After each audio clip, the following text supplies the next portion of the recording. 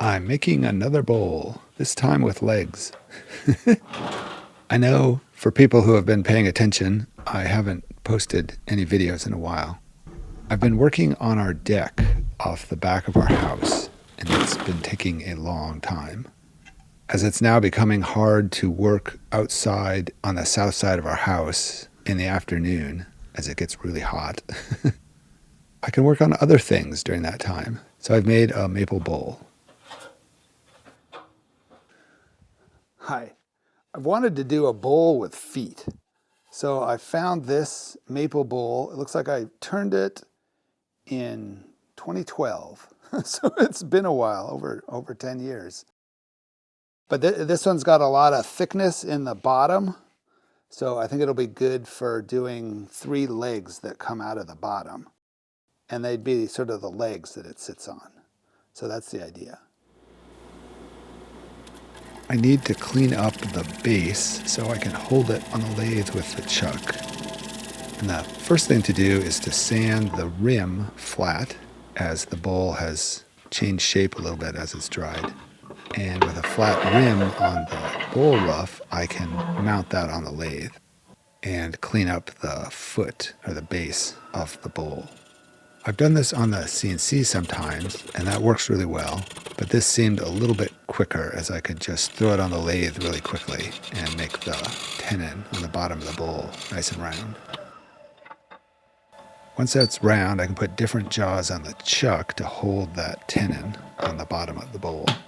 Then it's just a matter of cleaning up the sides of the bowl. I started with the outside. I can make it round again.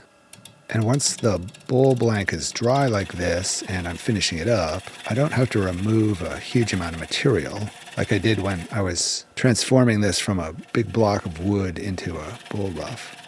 It is slower as the wood is dry now and it doesn't cut as easily, and it's a little dustier. I'm also going slower as I'm trying to find the final shape for the bowl. I've been using this new 40/40 grind bowl gouge, which I really like. It has a steeper grind on the end. It's the same section of the tool, but it's just a sort of stouter edge to cut with, and it really goes through the wood nicely. I've gotten pretty close to a sanding method I'm happy with my power drill, but I wish I could find something that was a little faster. I've used the grinder sometimes with a sanding attachment, and this works really well, but it really tears up the sandpaper quickly, as the grinder is so fast and so strong, I guess.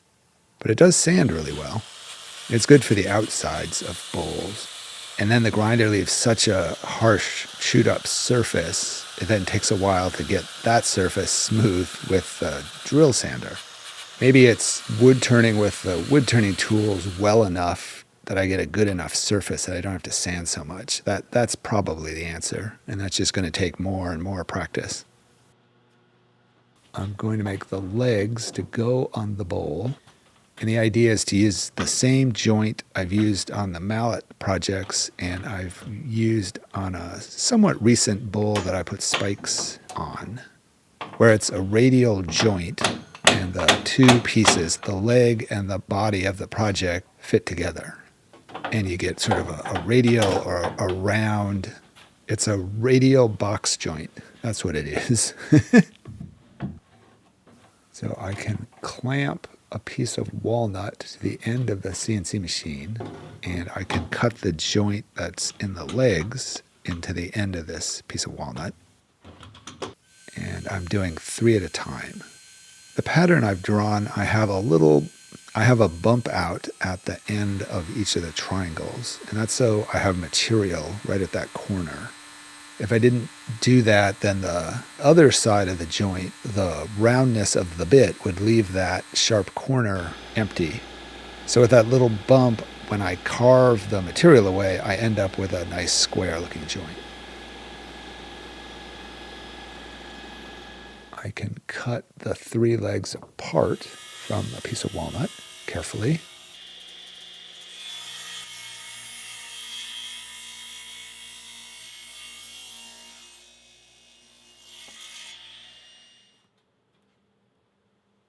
Bed goes up.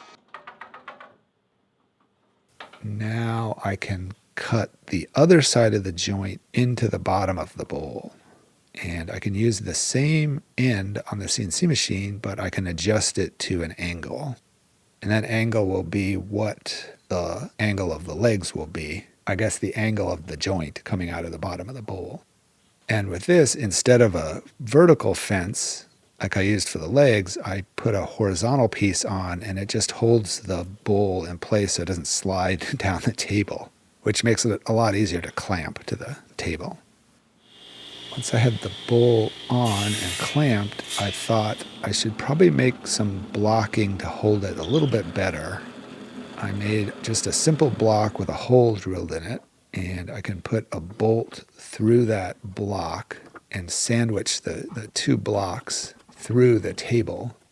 And this will sort of just make a clamp that holds the bowl in place. It'll keep the bowl from sliding around. I can carefully cut the joint without hitting the metal clamps. I should probably make some wood clamps for this. That's a good idea. What was a little bit tricky about this was guessing how deep I wanted to go with this joint, as I couldn't really see where it was going to be, and I couldn't see the inside of the bowl at this point. So I had to guess a height for the joint that would keep it from penetrating the interior of the bowl, but also give me enough material to be able to remove so we could see the joint once the piece is carved away. So I would sort of take a pass and see what that looked like, and take another pass and take another pass. I also needed a flat area for the joint on the leg to fit completely on that flat surface. Once I had that, I could cut the actual joint. So these little holes take the nubbins or the outstickins that come out of the leg, and it should fit together.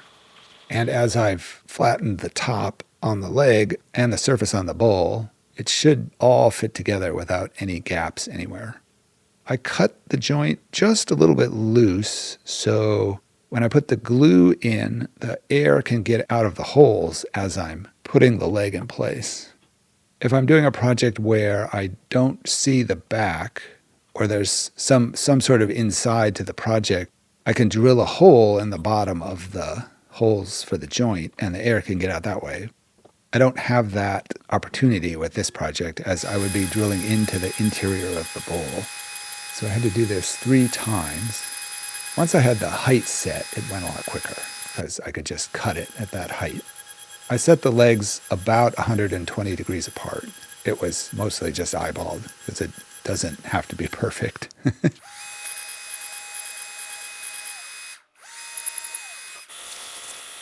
I think I had cut a test leg, which is why this leg's a little shorter. And checking and checking and checking and rechecking. Once I had the joint cut, I thought maybe I should remove some of the material on the legs. I didn't want to get to the final shape on the lathe, as I wanted the legs a little more organic than just cones. But I did want to take the corners off a little bit, so that's what I did here. And the joint makes a nice place to hold the piece on the lathe with the chuck.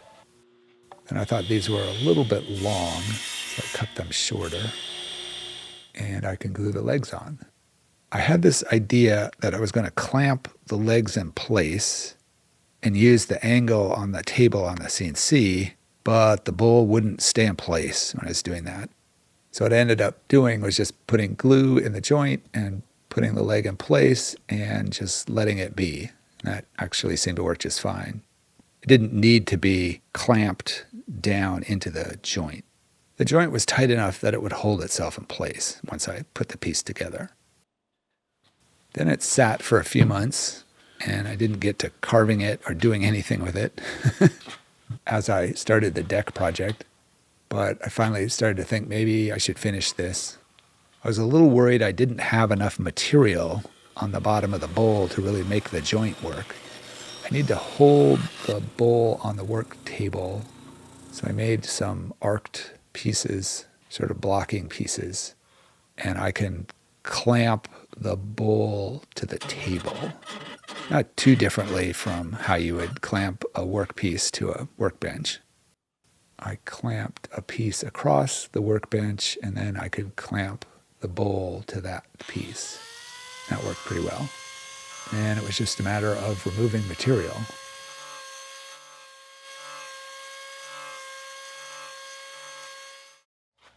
I got it down a little ways, and I thought I should remove a little more material sort of just above the legs on the lathe. I don't know if I was just procrastinating on the carving or whether I wanted a wood turn or whether this was a good idea. So I removed a little more material on the bottom of the bowl and a little bit on the sides of the legs just to get them a little more even.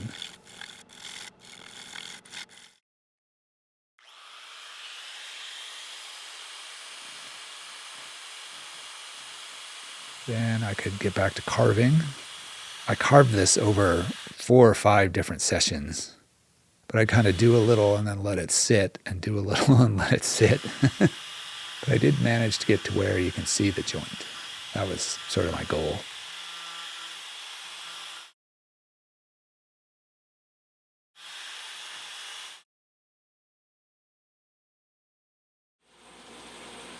I decided the legs just felt too long and spindly. And in doing this, I could make them nice and even, so the bowl would sit flat. And I removed a little more on the lathe, and this allowed me to sand the bottom section of the bowl on the lathe, which seemed a little faster than trying to sand without the lathe, just sanding it on my workbench. And a little more carving, kind of finish it up. And it's a finish. And it turned out kind of fun. It does have little legs, and the joint worked. It's pretty, and it's a beautiful piece. I'm wondering if design-wise, maybe the legs should have been a little further out, maybe not so centered, maybe a little bigger. But I think it turned out pretty cool in the end.